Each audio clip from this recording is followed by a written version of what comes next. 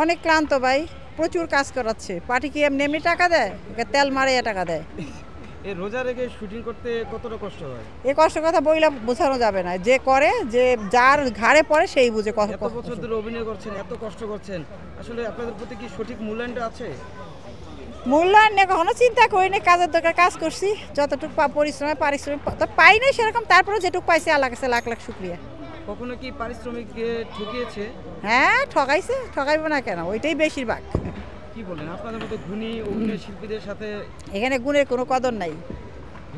তাহলে এখানে কদরটা আসলে কিসের হয়? ওই যে তেল মারতে পারবে তাকেও কদর, আমার কোনো কদর নাই। আধিপত্য ধরে রাখি না, এখানে অনেক আর্টিস্ট আসছে, কেউ টিকছে কেউ টিকে নাই। আমরা আমার বান্ধবীরই না, পরিশ্রম করছি, কষ্ট করছি, সেই জন্য হয়তো আমরা রয়ে গেছি। আর যারা কষ্ট করতে পারে নাই, হালকার উপরে ঝাপসা গেছে, তারা হারিয়ে গেছে। এমন হয় না তো যে আপনাদের আসলে দাপটে তারা দাঁড়াতেই পারে নাই? না, আমরা কখনো অন্যের ব্যাপারে হস্তক্ষেপ করি না, আমরা কোনোদিন এটা করিনি। ওর কাজও করছে, আমাকে প্রয়োজন পড়লে নিবে, না হলে নিবে না। ওর জায়গায় ও ছিল, আমার জায়গায় আমি ছিলাম, কারোরটা আমি নেই কখনো ভাগ। অনেক সময় মানে মিডিয়াতে সিন্ডিকেট বলে কথা হয়। আমি সিন্ডিকেট, আমার বেলা হয়েছে কিনা জানি না, তবে আমি কোনো সিন্ডিকেটে জড়াইনি। আমি কার জন্য আমার এরকমও হয়েছে কোনো সিনেমায় আপনি চুক্তিবদ্ধ হয়েছেন, শুটিংয়ে যাবেন, এর আগে শুনলেন যে সিনেমাতে বাদ? হ্যাঁ, অনেক বাদ দিছে, অনেক ছবিতে বাদ দিছে। অভিনয় নিয়ে আক্ষেপ কি আছে?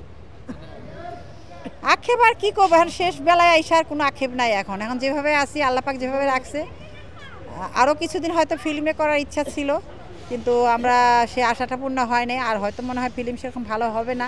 তবে এখন যে মিডিয়া আসছি, ইউটিউব চ্যানেলে, এখানে খুব ভালো ভালো কন্টেন্ট করতেছি, ভালো কাজ করতেছি, এখানে ভালো করতেছি। তবে ওইখানকার আফসোসটা এখনও যায়নি আমার। কোনো ছুটোই না, এটাও সেই অভিনয় মিডিয়া, ওটাও সেই অভিনয় মিডিয়া।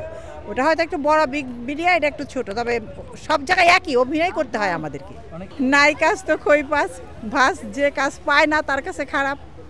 আমরা করতেছি, আর যদি কাজ নাও পাই তাও বদনাম করবো না, যেহেতু আমি এটা করি, আজকে আমাকে দুলারি, এইটার মাধ্যমে জনগণ আমাকে চিনে।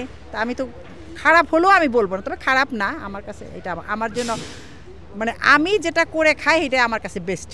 আমাদেরকে ওখানেও যেমন সম্মান করছে, এখানেও করে, এখানে বেশি করে। ফিল্ম আর্টিস্ট হিসাবে তারা আরও বেশি সম্মান করে। সম্মানের ক্ষেত্রে আপনারা ফিল্মে অনেক টাকা নেন, ইউটিউবে এত টাকা নেন না, আসলে ওইটাকে আপনি কিভাবে? টাকার পাল্লায় মাপলে তো হবে না।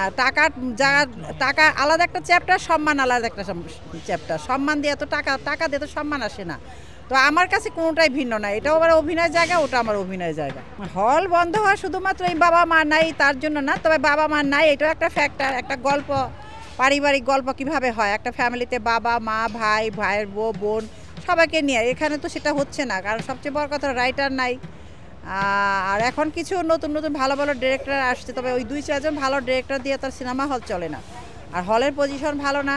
আর যেহেতু জনগণ হাতে হাতে মোবাইল পেয়ে গেছে, মোবাইলের মাধ্যমে অনেক কিছু দেখতে পাচ্ছে, সেজন্য 3 ঘন্টা হলে গিয়ে বসে থেকে সময় নষ্ট না করে তারা ভাবে যে মোবাইলেই ভালো। যে কারণে হয়তো সব কিছু মিলিয়ে আর কি হয়েছে, শুধুমাত্র যে বাবা মার জন্য হয়েছে তা না। কারণ সবচেয়ে বড় কথা হলো, যারা আগে ছবি বানাতো তারা কিছু মরে গেছে, কিছু ইন্ডাস্ট্রি ছেড়ে দিছে। তারপরে একটা ছবি বানাইতে ন্যূনতম 1.5 কোটি টাকা লাগে। এখন 1.5 কোটি টাকা দিয়ে কে রিস্ক নেবে? এই ছবি যে চলার পরে তার 2 কোটি আসবে বা তার আসল 1.5 কোটি ফিরে আসবে, তো কোনো গ্যারান্টি নাই। আর ছবি সেখানে নায়ক নায়িকা নাই সেরকম, যারা নায়ক নায়িকা আছে তারা অন্য অন্য কাজে ব্যস্ত থাকে। অনেক কিছু মিলিয়ে বললাম না যে একটা ছবি শুধুমাত্র যে পারিবারিক গল্পের জন্য ছবি চলে না তা না। ছবির টাকা লগ্নি কারক নাই, ভালো ডিরেক্টর নাই, ভালো গল্পের সাবজেক্ট নাই, প্লট নাই, কি দিয়ে ছবি চলবে?